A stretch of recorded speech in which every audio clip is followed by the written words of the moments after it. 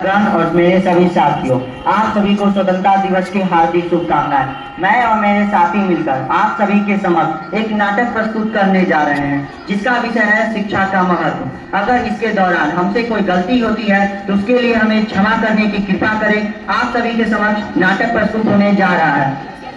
बाबूजी, मैं खेल रहा हूँ। हाँ, तो मैं क्या कहते हो? ममता क्या कर रही है? माँ, मैं खाना बना रही हूँ। ठीक है, खाना बना लो और घर का बाकी काम भी कर देना। जी माँ।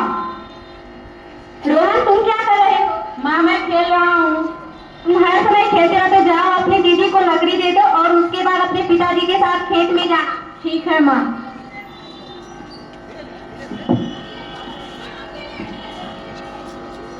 रोहन, मैं पढ़ना चाहती हूँ लेकिन पापा नहीं समझते। हाँ दीदी, मैं भी पढ़ना चाहता हूँ लेकिन हमारे भारत में शिक्षा है ही नहीं। देखो, वे बच्चे स्कूल जा रहे हैं, काश हम भी जा पाते।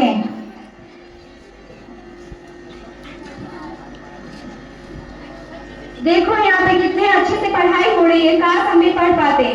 हाँ दीदी, हम भी पढ़ पाते लेकिन हमारे भारत में शिक्षा है ही नहीं।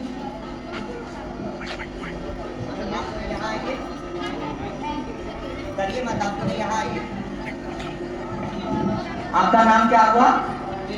कौन है? मेरा नाम ममता है। आप तुम विद्यालय क्यों नहीं आते हो? क्योंकि हमारे माता पिता बोलते हैं कि शिक्षा से कुछ नहीं होता है। हमारे माता पिता कहते हैं कि काम करो। अच्छा, आपका घर कहाँ हुआ? आपके पिताजी और माताजी का नाम? मेरे पिताजी का नाम राम लखन और माता का नाम सीता देवी। ठीक है, आप दोनों पढ़ जाइए।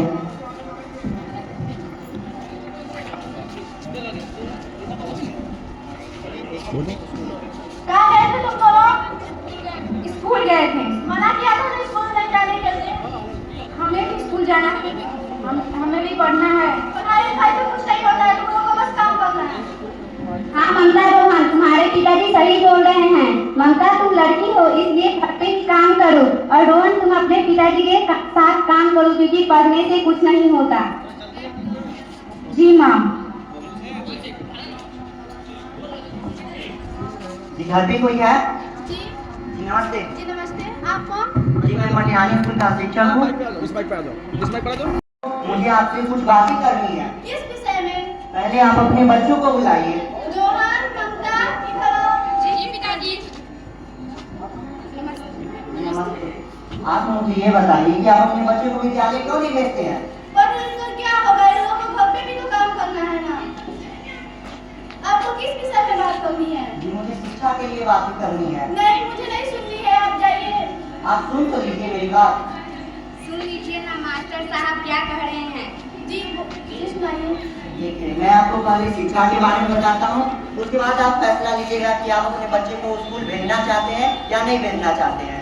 देखिए, आज के समय में शिक्षा हमारे लिए बहुत ही जरूरी महत्वपूर्ण अंग है और आप समझ सकते हैं कि अंग क्या चीज होती है। आज आपके बच्चे विद्यालय आए थे और वे काफी होशियार और समझदार है। अगर आप उन्हें पढ़ाएंगे तो वे काफी पढ़ लिख कर अच्छे व्यक्ति बनेंगे और आपकी जो आर्थिक स्थिति है उसको सुधारने का काम यही बच्चे करेंगे। लेकिन मेरे पास पैसे ही नहीं है पढ़ाने के लिए।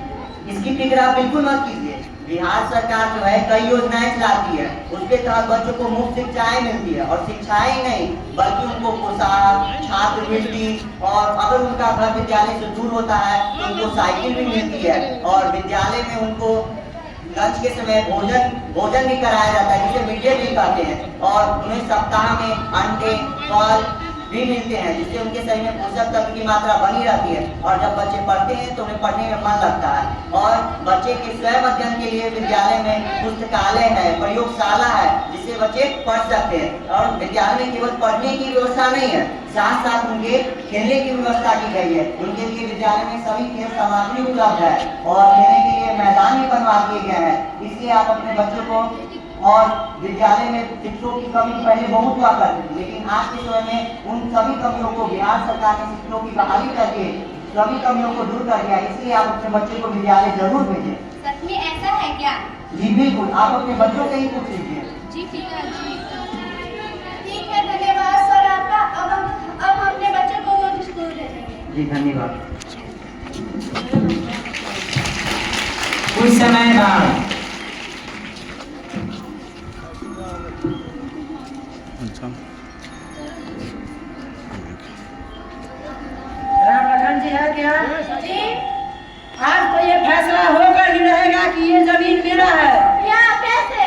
आपके पिताजी ने मेरे पिता से कुछ दिन पहले उधार कर दिया था, अभी तक नहीं चुका है उस बदले में। लेकिन पिताजी तो हमें इस बारे में नहीं बताए थे। मैं कुछ नहीं जानता, पकड़ो ये कागज और इस पे हस्ताक्षर करो वरना पछताओगे। पेपर मुझे दिखाइए। पापा यह एक जाली दस्तावेज है जिसमें लिखा है कि आपने ये जमीन स्वयं बेची है। ये जमीन आपकी ही है। ये जमीन आपकी है। ये जमीन ये आपसे उधार के बदले ले रहे हैं। ये जमीन किसी उधार के बदले नहीं दी गई है, जबरदस्ती। हम अभी पंचायत में शिकायत करेंगे। क्या क्या ऐसा है? जी पिता। रघुवीर, भले ही मैं अनपढ़ हूँ लेकिन मेरे बच्चे अब पढ़े लिखे हैं, हम कोई धोखा नहीं खाएंगे। तो क्या करोगे तुम? अब मैं वही करूंगा जो हर एक जासूस बात करता है। ना जमीन दूंगा ना इज्जत बेचूंगा। निकल जाए यहाँ से, नहीं तो कानून को बुलाऊंगा। आने दो समय तब तुमको हम बताते हैं। अब कोई धोखा नहीं खाएंगे हम लोग। आने दो समय तब तुमको हम बताते हैं। क्या रघुवीर अकेले मेरे किधर घूम रहे हो और बहुत गुस्सा लग रहे हो? राम लखन अपने बेटा बेटी को पढ़ा लिखा लिया है, अब तो हम उसके साथ धोखाधड़ी भी नहीं कर सकते। हाँ अच्छा है, क्योंकि तुमने ऐसे कर बहुत लोगों की जमीनें ठग ली है। तुम आजकल बहुत ज्यादा बोल रहा है, तुमको भी समय आने दो तब तुमको हम बताते हैं।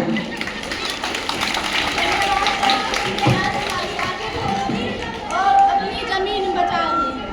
हाँ धन्यवाद बच्चों, आज तुमने हमारी आंखें खोल दी। और धन्यवाद मास्टर साहब जी का भी, जिसने हमें शिक्षा के बारे में इतना कुछ बताया।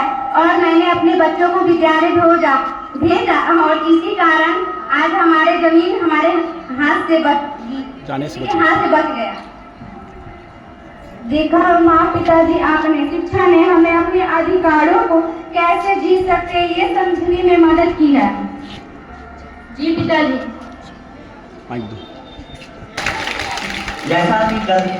जैसा गलती राम लखन जी कर रहे थे कि वह अपने बच्चे को विद्यालय नहीं भेज रहे थे, वैसी गलती आप लोग भी ना करें, अपने बच्चे को विद्यालय जरूर भेजें।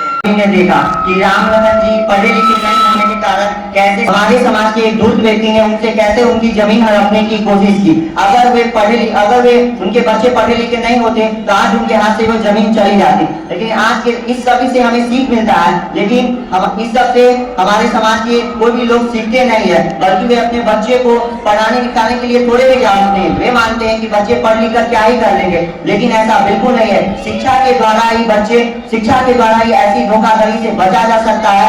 इसीलिए हम सबका कहना है, हम सबका है एक ही नारा, शिक्षा है अधिकार हमारा, पढ़ेगा इंडिया तभी तो